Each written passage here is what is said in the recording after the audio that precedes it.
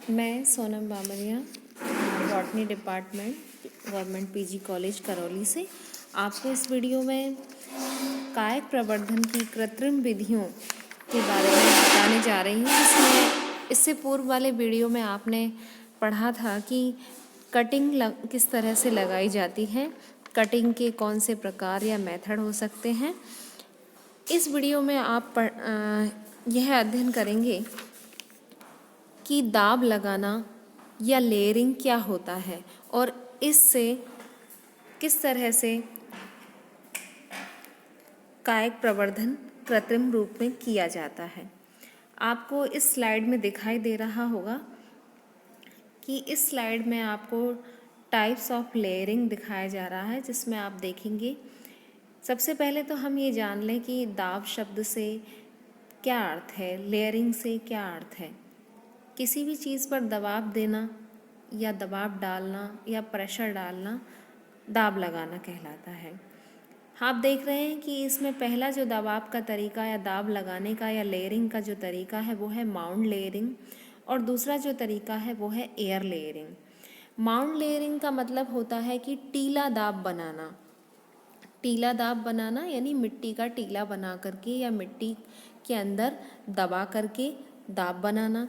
दूसरे प्रकार का जो लेयरिंग है, दूसरे प्रकार का जो दबाव लगाना है, वो आप देख रहे हैं कि किस तरह से टिश्यू की बार्क को हटा दिया है और उसमें हमने मिट्टी को, गीली मिट्टी को उसके चारों तरफ लगा दिया है और उस पर एक पॉलीथीन बांध दी है। और वो इसलिए बांध दी है ताकि वो अंदर की जो सॉइल है वो नम रह सके। तो जो माउंट लेयरिंग है वो तो ज़मीन के अंदर ही किया जाता है। वो लचीली शाखा को ज़मीन के अंदर दबाकर, मिट्टी के अंदर दबा करके और नया पौधा बना लिया जाता है। लेकिन जो एयर लेयरिंग है, जैसा कि नाम से स्पष्ट है कि वायु स्तरीय दाब, तो इस तरह की जो लेयरिंग है वो पुरानी शाखा पर जो हवा में प्रयुक्त किया जाता है या ऊंचाई पर पादप की 1-2 मीटर ऊंची शाखा पर इसको प्रयुक्त किया जाता है, और इसीलिए इसको हम एयर लेयरिंग कह देते हैं। उस वाली जो माउंट लेयरिंग है उसमें तो डायरेक्ट हम मिट्टी में दबा रहे हैं किसी लचीली शाखा को लेकर, पर चूँकि इस वाली जो एयर लेयरिंग की जो प्रक्रिया है उसमें पादप के ऊपर ही इस क्रिया को किया जाता है, कृत्रिम प्रवर्धन को अपनाया जाता है, इसलिए इसे एयर लेयरिंग का नाम दिया जाता है। अगली स्लाइड में आप देखें कि इस तरह को मैं परिभाषित करने के प्रयास में हूँ कि इस विधि में नए पादप बनाने के लिए स्तंभ को काटने से पहले उसमें अपस्थानिक कलिकाएं बनाने के लिए प्रेरित किया जाता है। तो कृत्रिम कायक प्रवर्धन की इस प्रक्रिया में मुख्य पादप शरीर से कायक अथवा तने के हिस्से को अलग करने से पहले ही इस कायक भाग अथवा तने में अपस्थानिक जड़ों की उत्पत्ति को अभिप्रेरित किया जाता है, और यह प्रक्रिया अनेक विधियों द्वारा संचालित की जाती है। दूसरे शब्दों में हम कह सकते हैं कि नया पादप बनाने के लिए स्तंभ को काटने से पहले ही या कायक भाग को काटने से पहले ही उसमें अपस्थानिक कलिकाएं बनाने के लिए प्रेरित किया जाता है या उसके लिए इंड्यूस्ड किया जाता है। तो इस प्रक्रिया को हम इस तरह कहते हैं कि पादप के भीतर ही, मुख्य पादप के अंदर ही जब इस प्रक्रिया को अपनाया जाए कि उसमें अपस्थानिक कलिकाएं बन सकें, तो उसे हम दाब लगाना या लेयरिंग कहते हैं। और यह प्रक्रिया अनेक विधियों के द्वारा संचालित की जाती है, जिनमें से पहली है टीला दाब या माउंट लेयरिंग। इस प्रक्रिया में क्या होता है कि पादप के तने की किसी लचीली शाखा को झुकाकर मिट्टी में इस प्रकार दबाया जाता है कि एक पर्व मिट्टी या टीले में दब जाए, मिट्टी के अंदर उसकी शाखा दबी रहे। इस प्रक्रिया में यह ध्यान रखा जाता है कि शाखा लचीली होनी चाहिए, जिससे कि वह मोड़ते समय स्तंभ से टूट ना जाए, और स्तंभ का ऊपरी सिरा जिसमें पत्तियां लगी हों जमीन से ऊपर ही होना चाहिए।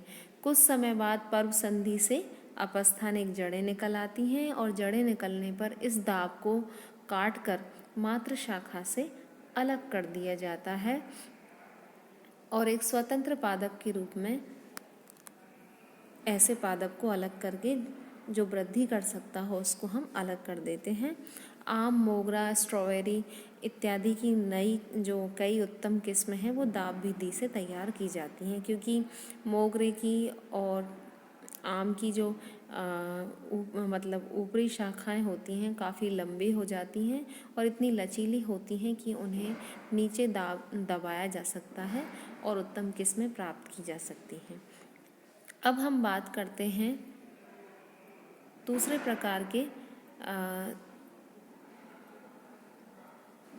दाब लगाने की विधि, लेयरिंग की विधि को, जिसको हम वायु स्तरीय दाब कहते हैं।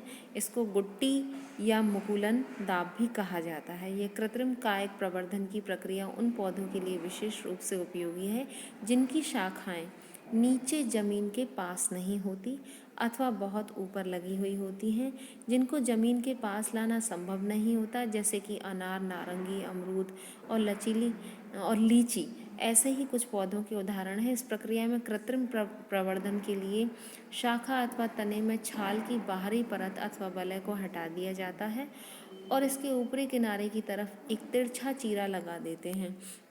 अब इस कटे हुए हिस्से के चारों तरफ गीली रुई अथवा गीली मिट्टी या गीली मॉस पादप संहति को लपेट देते हैं और इसके चारों तरफ गीला कपड़ा बांध देते हैं। कईयों में छोटी मटकी में छेद करके भी बांध दिया जाता है कि थोड़ा थोड़ा पानी रस करके उसको मिट्टी को गीला करता रहे। इस हिस्से को निरंतर नमी और ठंडक प्राप्त होती रहे, इसके लिए मिट्टी अथवा रुई की गीलेपन को लगातार बनाए रखा जाता है।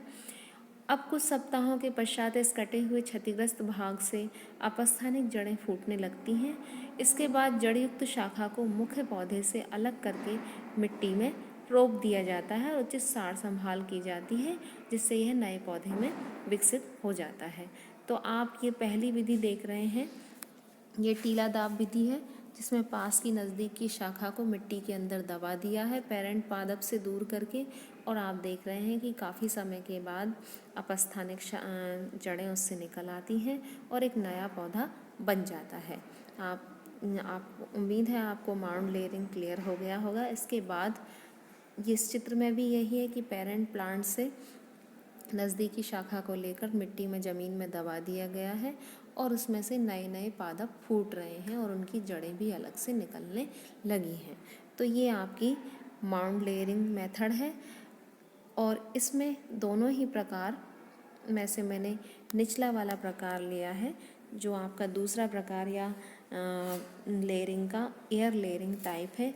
इसमें आप देख रहे हैं कि पेड़ पर ऊंची वाली शाखा से उसका बाहरी टिश्यू हटा दिया जाता है, छाल वाला टिश्यू हटा दिया जाता है और इस हटाए हुए टिश्यू के चारों तरफ इस भाग पर गीली मिट्टी लपेट दी जाती है। गीली मिट्टी लपेटने के बाद उस पर पॉलीथीन बांध दी जाती है और पॉलीथीन इस तरह की बांधी जाती है कि वहाँ का स्थान गीला बना रहे।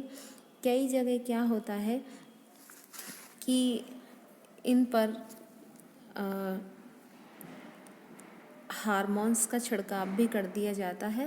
वृद्धि कारक हार्मोन जैसे इंडोल एसिटिक एसिड या इंडोल ब्यूटारिक एसिड IAA या IBA का छिड़काव कर देने से इनमें जड़ें बनने की प्रक्रिया तेज हो जाती है और धीरे धीरे क्या होता है कि 2-3 महीने बाद जो मूल वाली शाखा है उसको मुख्य पादप की शाखा से काट करके उपयुक्त स्थान पर नए पौधे के रूप में लगा दिया जाता है, क्योंकि 2-3 महीने में इस शाखा में जड़ें विकसित हो जाती हैं। तो ये तो थी दाब लगाने की यानी लेयरिंग की artificial method of vegetative reproduction in plants. Thank you.